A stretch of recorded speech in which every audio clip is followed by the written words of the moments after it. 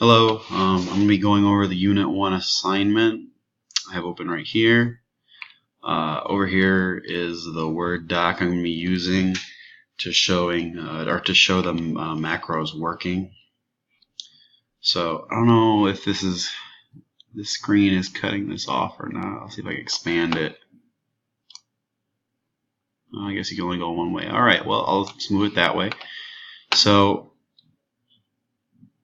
for the assignment, it's got a couple, like 8 different things it wants to do. So first of all, record a macro. And this one doesn't really specify like what kind of macro to record, just as a record one. So I am going to record a macro. The one below that, the record another macro, is to move the insertion cursor up 3 lines. So this one I'm going to have it go down 3 lines. Make it simple. So I'm going to call it cursor down 3. I'm going to put it in the normal. Let's see here. Description moves the cursor down 3 lines. Created by Tyler Campbell. 2019. July 7th. Actually, I'm going to copy this for the later one, make it a little easier. I'm going to do a keyboard shortcut. I'm going to do this one, just Control D for going down. I'll assign it, close, and then if I run that, do Control D. Oh, 1, 2, 3. That was my bad. I forgot to actually record the macro. Get to that. Okay. So now the macro's been recorded. Now I can use it.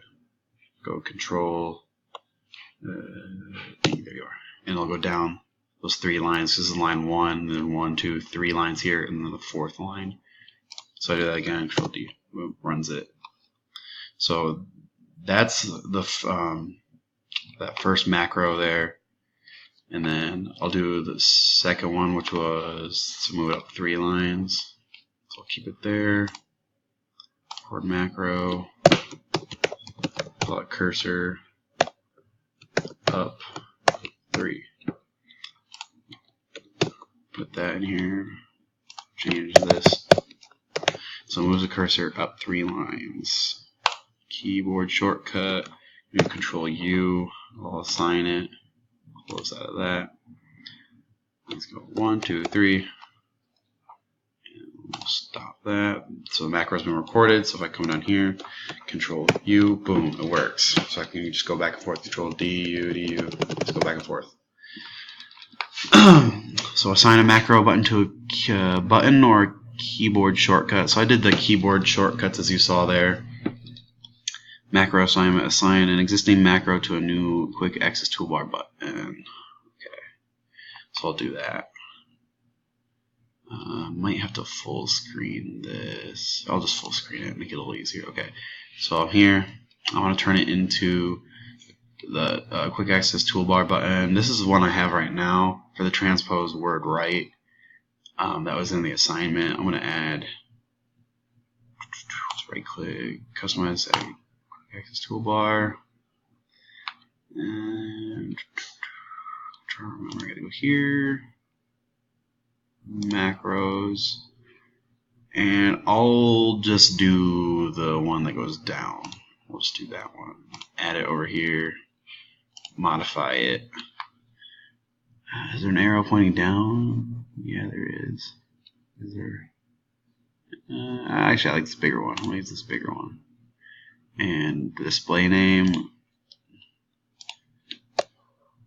we're gonna have it be cursor down 3. Say OK. And that should be good. Hit OK.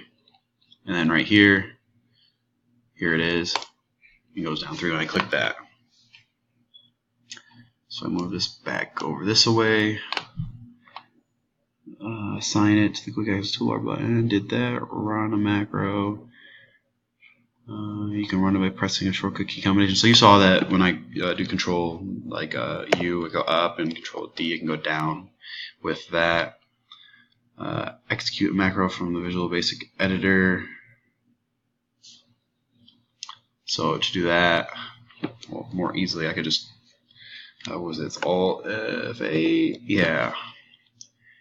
If I want to run, oh, actually, one second. Where am I at? I'm on the bottom one, so I'll run the one that goes up. Alt F8. Do this one. Edit it. Go to the editor. So here's the code for that. The cursor up 3. And if I hit, well, I could hit that. I could hit F5. I could just click like this. Go run. Boom.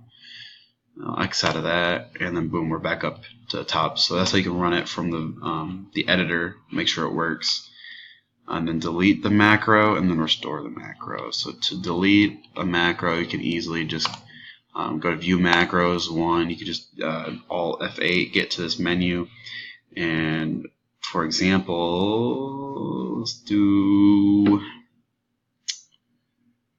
I don't know, cursor, yeah, that looks good to me. And you just would hit, you just click on the one you'd want to delete, and then go delete. Are you sure? Yeah, sure. And it's gone. Something else you can do, let's see here. We'll restore the macro, temporarily remove the macro, and then restore it using the Visual Basic Editor. So I didn't see anything in particular on this, so I did some research. And one method I found was, let's see, if for example, I'll edit this. If I knew all of this, I could type it out. I'm just going to copy all this in case I had a template somewhere, for example, of all of them already written out. I could just control copy it and paste it, or if I knew this, I could type it out. But what I'm going to do, now that I have that copied, I'm going to get out of this. I'm going to go view the macros, and that cursor down 3. I'm going to temporarily delete it. Yep. Bye-bye. I'm going to close out, and if I can hit Alt, was it F11? Yeah, F11. Bring me to the here, the Visual Basic Editor, and then if I go up to normal, insert module, I could then paste if I had everything like that, or type it out here, and I can save it. And if I close out of it this way, now I have it, and now I could run it.